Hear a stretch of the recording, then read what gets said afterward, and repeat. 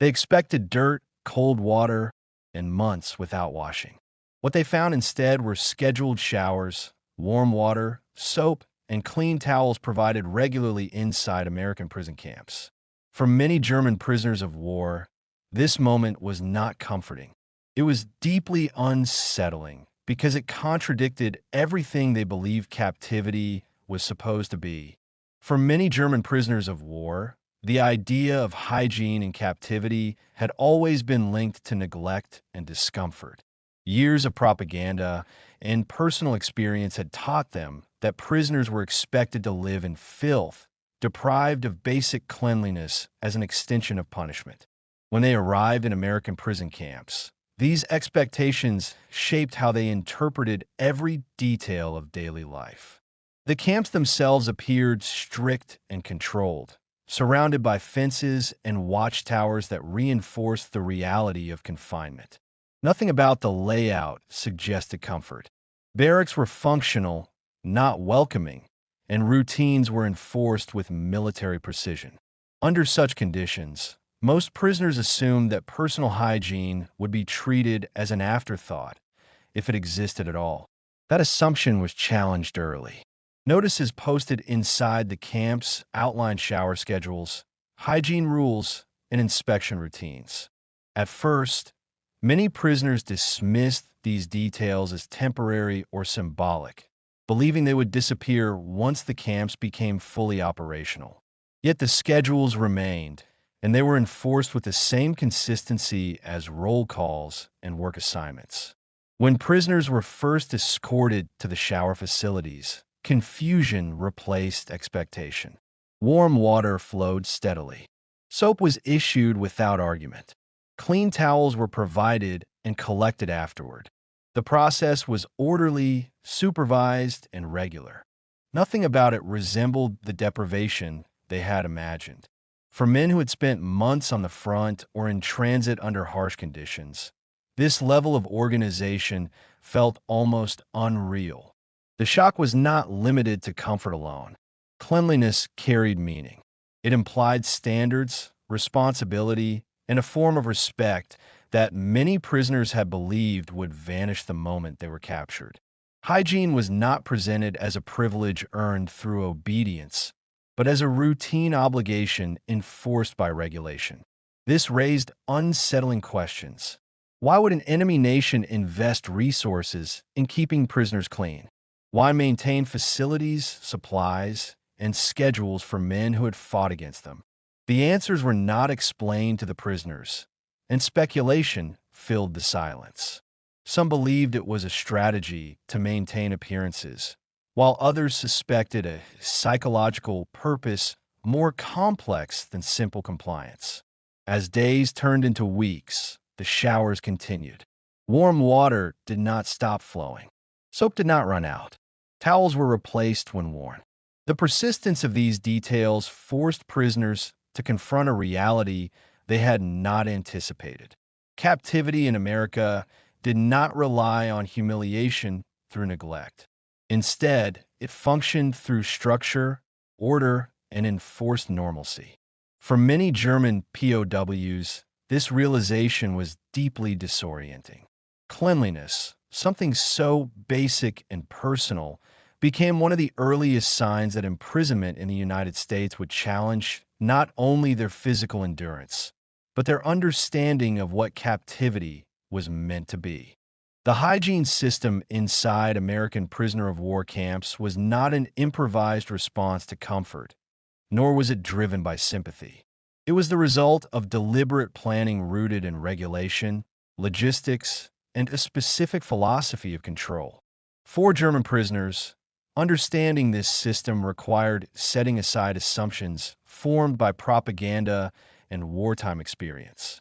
From the moment prisoners arrived, cleanliness was treated as part of camp order rather than a personal choice. Barracks were inspected regularly, clothing was monitored, and medical staff maintained records that tracked health conditions across the population. Hygiene was not separated from discipline. It was integrated into it. Clean bodies reduced disease, lowered medical risk, and preserved the workforce needed for camp labor.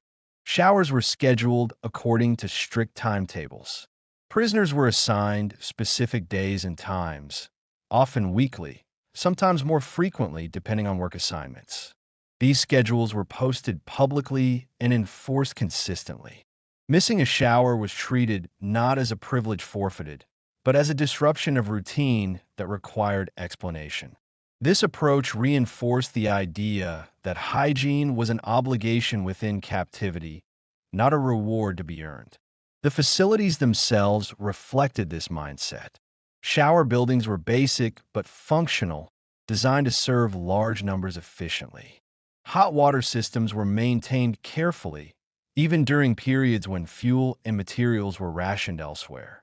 Soap was distributed in measured quantities, and towels were issued, collected, and laundered as part of a controlled cycle. Nothing about the process suggested improvisation or scarcity. For German POWs, this consistency was difficult to interpret. Many had experienced frontline conditions where washing was rare and disease common. Others had passed through transit camps in Europe where hygiene deteriorated rapidly. In contrast, American camps appeared determined to prevent such decline. Cleanliness was not allowed to erode, even as the war intensified. Medical considerations played a central role. Camp doctors understood that disease could spread quickly in confined populations, undermining stability and increasing costs. Regular washing reduced outbreaks of skin infections, lice, and other conditions that could weaken prisoners and strain resources. Hygiene, in this context, was a practical investment rather than an act of compassion. Yet the psychological impact of enforced cleanliness went beyond health. Being required to wash regularly reinforced a sense of order and predictability. It reminded prisoners that their bodies were still subject to standards, monitored and maintained by an external authority. This form of control was subtle but effective. It reduced the chaos often associated with captivity and replaced it with routine. Prisoners responded in varied ways. Some welcomed the opportunity to wash, viewing it as relief from the discomfort of war. Others remained suspicious, convinced that such treatment masked hidden intentions. A few interpreted hygiene as an attempt to preserve prisoners for future use rather than as a recognition of dignity. These interpretations reflected broader uncertainty about American motives. Guards enforced hygiene rules with procedural detachment. They monitored schedules, ensured compliance, and recorded issues, but rarely used showers as leverage. Access was not withdrawn for minor infractions, nor was it expanded as a reward. This neutrality reinforced the idea that cleanliness existed outside emotional judgment, governed by policy rather than discretion. Over time, the hygiene system became normalized. Prisoners stopped questioning its permanence and began incorporating it into their understanding of daily life. The shock faded, but the implications remained. Cleanliness in captivity contradicted the image of imprisonment as deliberate degradation. Instead, it suggested a system focused on management and containment. For German POWs, this realization marked an early turning point. Hygiene was one of the first daily routines to challenge their expectations, signaling that captivity in America would operate according to rules they had not been prepared to accept. As hygiene routines became part of everyday life, German prisoners of war began to notice that cleanliness inside American camps was not limited to showers alone. It extended into clothing, sleeping areas, and even personal appearance, reinforcing the sense that captivity was governed by systems rather than improvisation. This expansion of hygiene rules further challenged assumptions about what imprisonment was meant to look like. Laundry schedules were introduced alongside shower routines. Prisoners were required to exchange worn clothing for clean garments at regular intervals, ensuring that uniforms and undergarments did not deteriorate beyond use. These exchanges followed strict procedures, with inventories recorded and losses documented. The emphasis on accountability surprised many prisoners who had expected neglect rather than organization. Barracks inspections became another visible expression of this system. Guards and camp officials conducted routine checks, assessing cleanliness, order, and sanitation. Beds were aligned, floors swept, and personal items arranged according to posted guidelines. These inspections were not theatrical displays of authority, but procedural evaluations that treated cleanliness as a measurable standard rather than a moral judgment. For many prisoners, this approach created mixed reactions. On one hand, orderly surroundings reduced discomfort and illness. On the other, constant inspection reinforced the reality that every aspect of life was monitored. Cleanliness, while beneficial, also served as a reminder that personal autonomy had been replaced by regulation. The connection between hygiene and labor became increasingly clear. Prisoners assigned to physically demanding work were often scheduled for showers more frequently, not as a reward, but as a practical necessity. Dirt, sweat, and exposure required management to maintain health and productivity.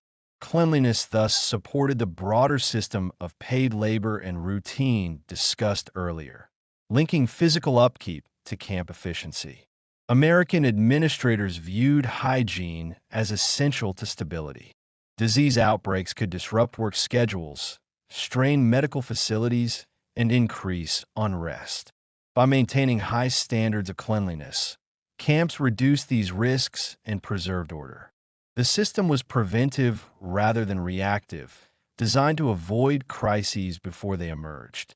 For German POWs, the realization that hygiene served administrative goals rather than benevolence was unsettling.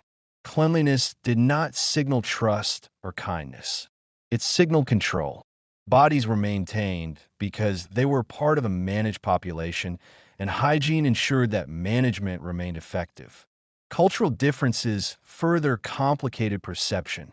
Prisoners compared American standards to conditions they had experienced elsewhere, noting differences in frequency, temperature, and enforcement.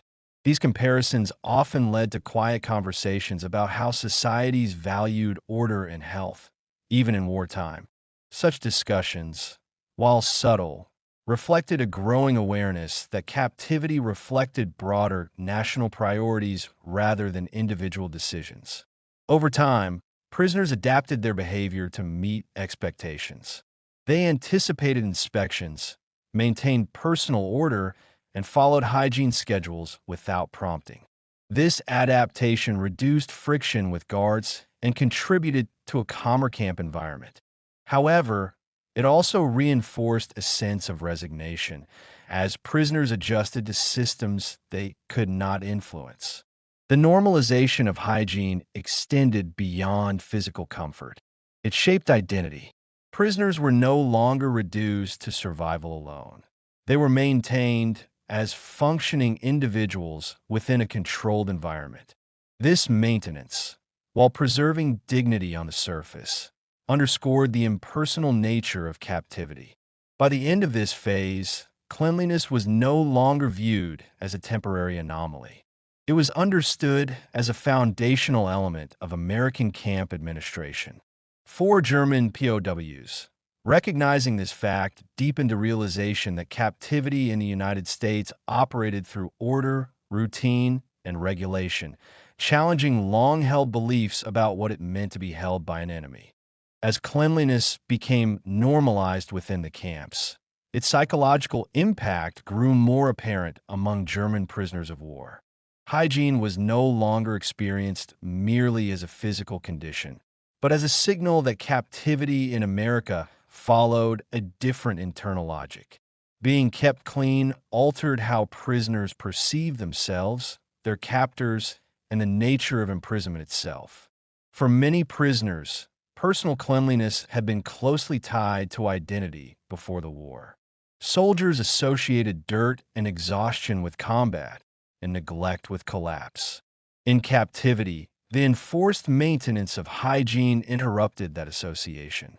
Clean bodies and orderly surroundings made it harder to view oneself as broken or discarded, even while confined. This contradiction unsettled prisoners who believed that humiliation was an essential feature of defeat. The act of regular washing also affected morale in subtle ways. Prisoners reported feeling calmer after showers, more capable of enduring routine, and less consumed by physical discomfort. This emotional regulation was not accidental. Camp authorities understood that physical well-being influenced mental stability, and that stable prisoners were easier to manage. Hygiene thus functioned as a psychological tool, reducing volatility without the need for constant force. Yet this effect created internal conflict. Some prisoners worried that adapting to these conditions weakened their resistance. Comfort, even basic comfort, felt dangerous because it blurred the line between endurance and acceptance.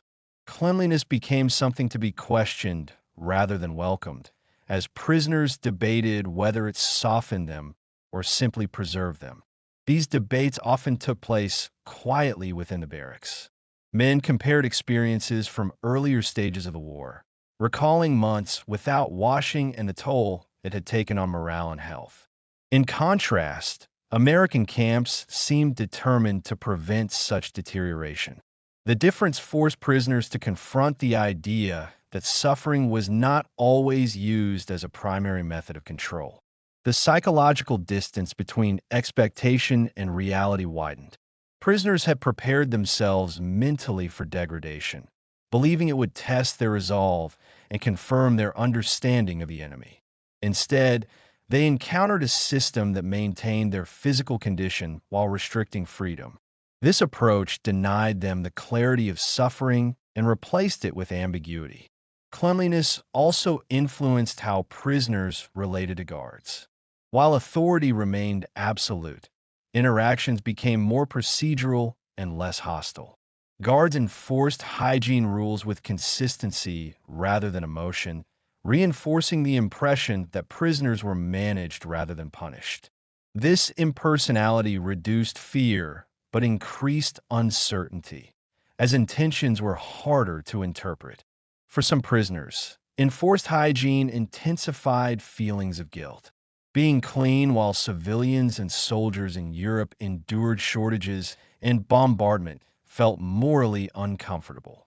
Showers and laundered clothing became reminders of distance from the conflict and from shared hardship. This guilt complicated any sense of relief and kept emotional tension alive. Over time, the maintenance of hygiene reshaped daily rhythm. Showers marked transitions between work and rest, reinforcing structure and predictability. This rhythm anchored prisoners in routine, making days more manageable but also more repetitive. Time passed without dramatic change, extending captivity into a prolonged psychological state rather than a series of crises. By this stage, cleanliness had become inseparable from the experience of captivity in America. It symbolized a system that preserved bodies while containing freedom, offering stability without release. For German POWs, this realization was deeply unsettling because it suggested that control could be maintained without visible cruelty. In confronting this reality, many prisoners began to understand that the true challenge of captivity lay not in physical deprivation, but in adapting to a system that removed suffering as a focal point. Hygiene, once a simple expectation of comfort, became a quiet reminder that captivity in America would test endurance through routine rather than neglect. As hygiene routines became firmly embedded in camp life, German prisoners of war began to recognize how closely cleanliness was connected to broader systems of observation and control. Showers, laundry, and inspections were not isolated practices, but parts of a larger framework that monitored bodies, movements, and compliance. This realization added another layer of complexity to how captivity was experienced and understood. Hygiene schedules were synchronized with roll calls, work assignments, and medical checks, creating an interlocking routine that left little room for unpredictability. Prisoners learned that being clean was not only expected, but documented. Medical staff recorded conditions, noted irregularities, and tracked patterns across the camp population. Cleanliness became data, transforming personal upkeep into an administrative concern rather than a private matter.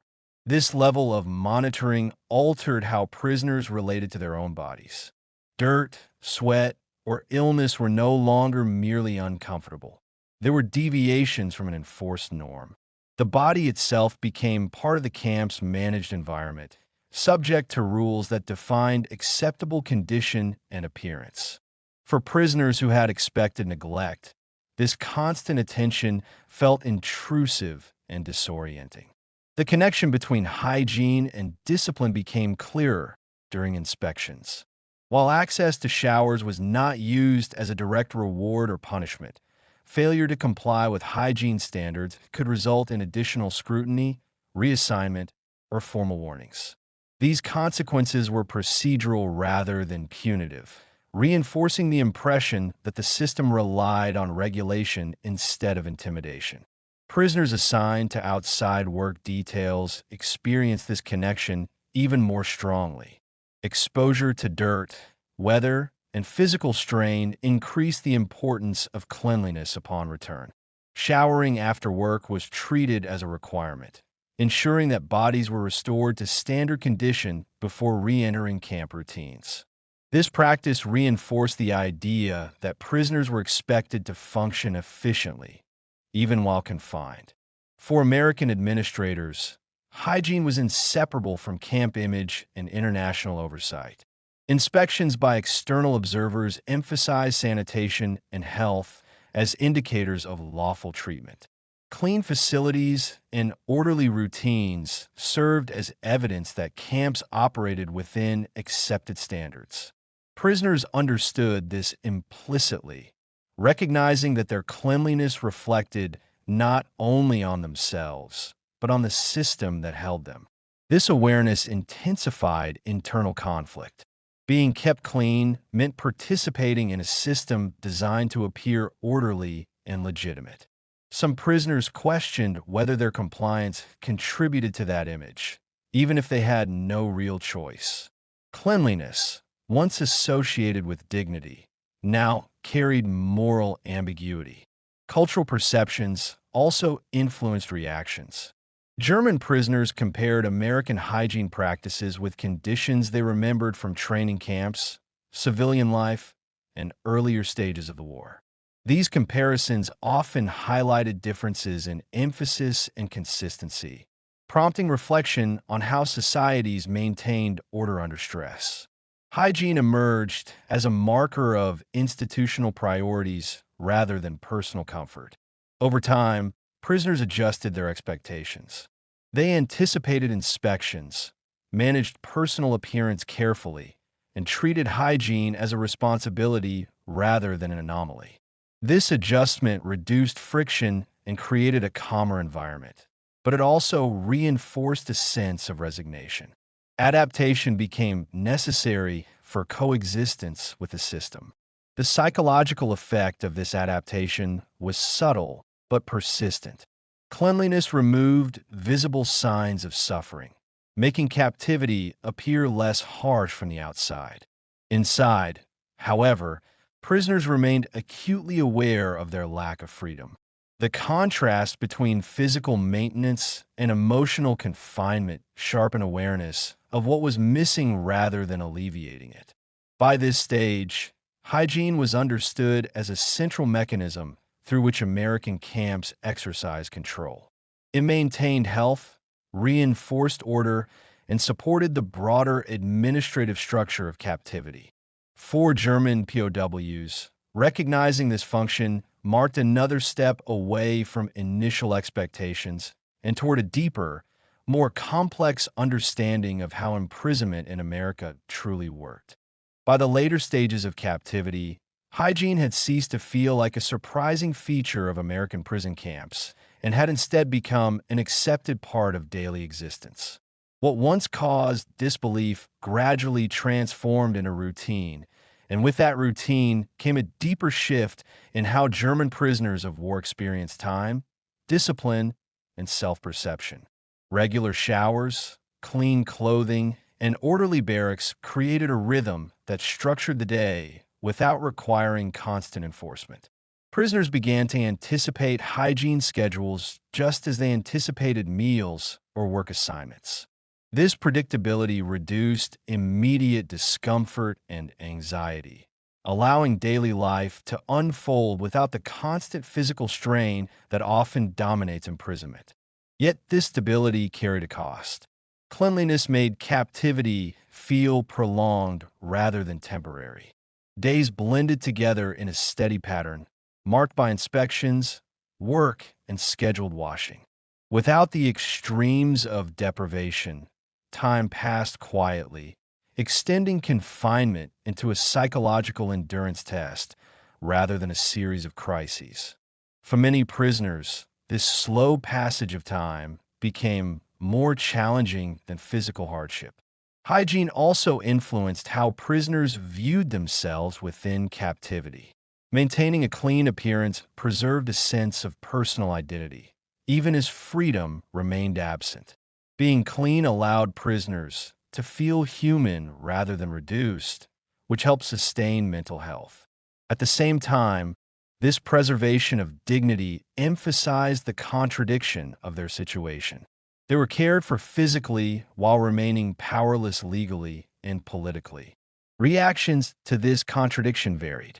Some prisoners accepted routine as a coping mechanism, focusing on immediate tasks rather than distant outcomes. Others struggled internally, feeling that adaptation weakened resistance and blurred the meaning of defeat. These differing responses shaped camp dynamics, influencing conversations, attitudes, and relationships within the barracks. American camp authorities continued to view hygiene pragmatically. Clean prisoners were healthier, calmer, and easier to manage. The system required fewer disciplinary interventions and reduced medical costs. From an administrative perspective, hygiene was a tool that sustained order with minimal conflict, reinforcing control through consistency rather than force. As the war progressed and news filtered into the camps, prisoners increasingly reflected on how these experiences would shape their memories of captivity. Hygiene stood out not because it was generous, but because it contradicted expectation so completely. Showers, soap, and clean towels became symbols of a system that controlled without overt cruelty. For many German POWs, this realization lingered long after their release. They remembered captivity not solely as suffering, but as a strange environment of enforced normalcy. Cleanliness played a central role in that memory, representing the quiet power of routine to reshape behavior and perception. By the final phase of their imprisonment, hygiene no longer felt like a privilege or a shock. It had become part of the framework through which captivity was maintained. This understanding marked the end of disbelief and the beginning of acceptance, not of confinement itself, but of the system that sustained it. In this way, something as ordinary as washing became one of the most revealing aspects of captivity in America.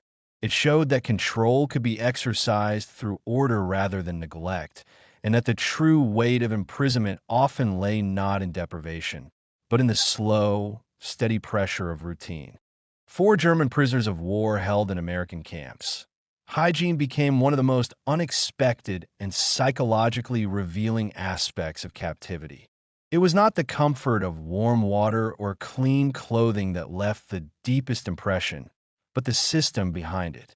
Cleanliness was enforced with consistency, embedded into routine, and treated as a requirement rather than a privilege. This approach reshaped how captivity was experienced. By removing neglect from the equation, American camps replaced fear with administration. Showers, laundry, and inspections followed schedules that rarely changed, creating an environment where control was maintained through predictability rather than intimidation.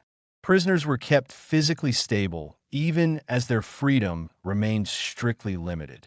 For many German POWs, this contradiction proved difficult to reconcile. Clean bodies and orderly surroundings preserved a sense of dignity, yet also highlighted the absence of choice. Hygiene maintained identity while reinforcing confinement. It allowed prisoners to endure captivity without the visible signs of degradation, but it did not lessen the reality of defeat. Over time, cleanliness became a quiet symbol of the American system itself. It demonstrated that imprisonment could function efficiently without overt cruelty, relying instead on structure and routine. This realization challenged expectations shaped by propaganda and experience, replacing simple narratives with complexity. When the war ended and prisoners returned home, memories of hygiene often stood out alongside memories of labor and food. They remembered being washed, inspected, and maintained, not as acts of kindness, but as elements of a system designed to manage human beings over long periods of confinement. In the end, showers and soap revealed something fundamental about captivity in America. They showed that control did not always require suffering, and that the most enduring challenge of imprisonment was not deprivation, but adaptation. For those who lived through it, this lesson lingered long after the fences disappeared, reshaping how they understood power, defeat, and the quiet mechanisms that sustain order. For more untold World War II stories like this, subscribe to WWII Chronicle Vault and continue the journey with us.